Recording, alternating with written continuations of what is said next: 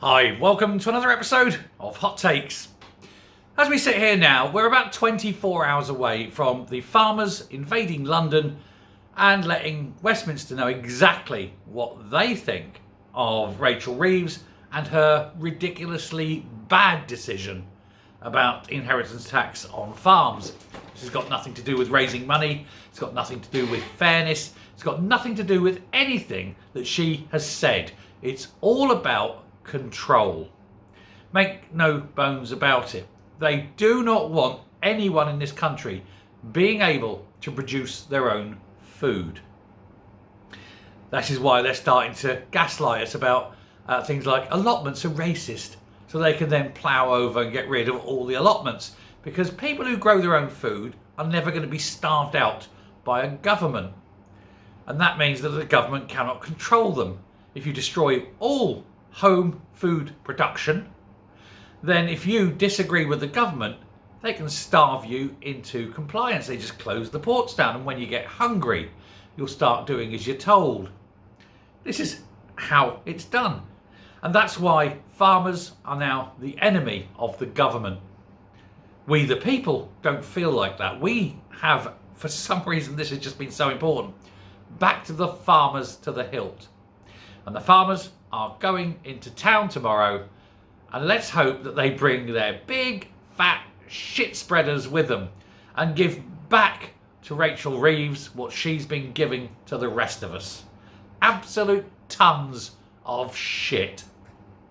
Now, whether this happens or not, I do not know. I really do want it to happen. I want to see this shit fly everywhere across Parliament Green. It would be so pleasing. You'd go past number 10 and fling it up. Let that happen as well. It'd be marvellous to behold. But the farmers have a point. Now, Rachel Reeves lied again. No, she's a good liar. Well, no, she's a terrible liar, because every time she lies, we find out. But she's an experienced liar, if not necessarily a good one. And she lied when she said, oh, only a handful of farms will be affected. The farmers have pointed out, and others, and real economists, not complaints department people who call themselves economists. Real economists have actually pointed out, no, it's the vast majority of these small farms will be decimated by this tax law. Now, this government has already lied and said that food security is part of national security. If that were truly the case, you'd be doing the best you could to ensure that this country could feed itself, rather than being reliant upon our ports. Let's say the Russians took Western Europe. Where are we getting our food from? We won't be growing it ourselves, will we? No, because they're actually looking to get rid of the seed stock as well. Another less publicised thing. They're pushing for the fact that they want seed stock to be basically obliterated. This is actually following an EU rule where you don't have the ability to plant crops that are capable of self-planting. In other words, you can't plant, say, potatoes and then use the seeds of those potatoes to plant more potatoes and so forth.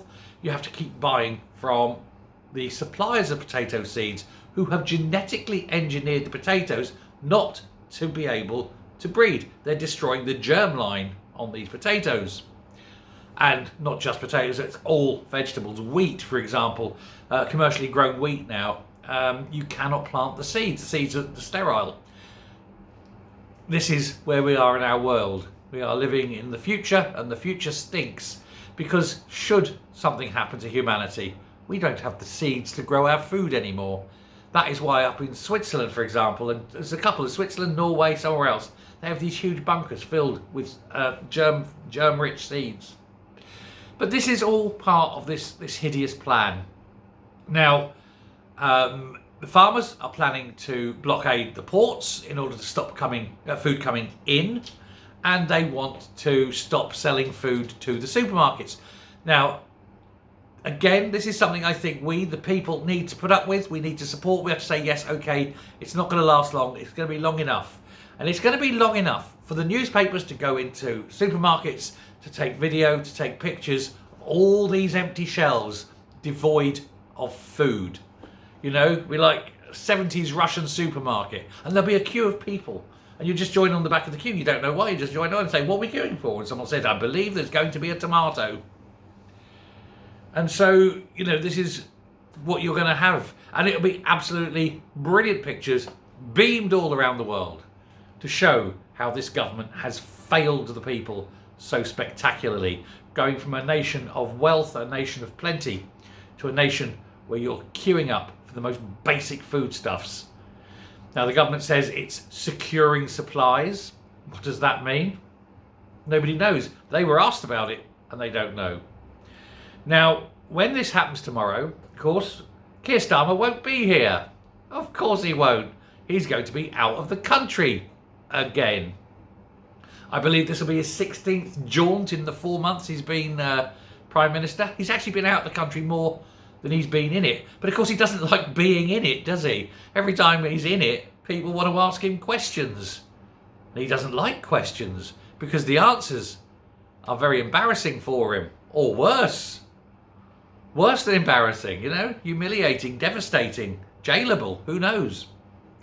And so he takes himself off again. Oh, we'll go to the G20 this time. Oh yes, better get an early start. I want to be there when the shit starts hitting the fan. Or the door of number 10. Take your pick. He is a coward, isn't he? He's such a moral coward. Now, he's got lots of questions to ask on lots of subjects. And so obviously he doesn't want to be held accountable. That's why he's running away. Now, when the farmers do turn up, I want everyone in London who sees them, cheer them, toot your horns, back them to the hilt. These guys feed us. They actually give us nourishment. What does the government give us? Sweet FA. And then they lie to your face. They tell you one thing, they do another. They're just full of it. And I can see, as Elon said, that there may be a civil war in this country. And I think there may. And between the destruction of our farmland and what Keir Starmer may have done with regards to Southport, I think we may find that this government collapses, not at the ballot box, but in a sea of mass uprising. People are angry, rightfully so, and it just needs to be directed. Anyway, we shall wait and see tomorrow. I shall certainly be covering the story. I think everyone will be covering this story. There'll be tales galore, so keep an eye out. And until that happens, I wish the farmers the very best of luck, and I'm sure most of you do too. Hail the farmers. Thanks very much. Speak soon. Goodbye.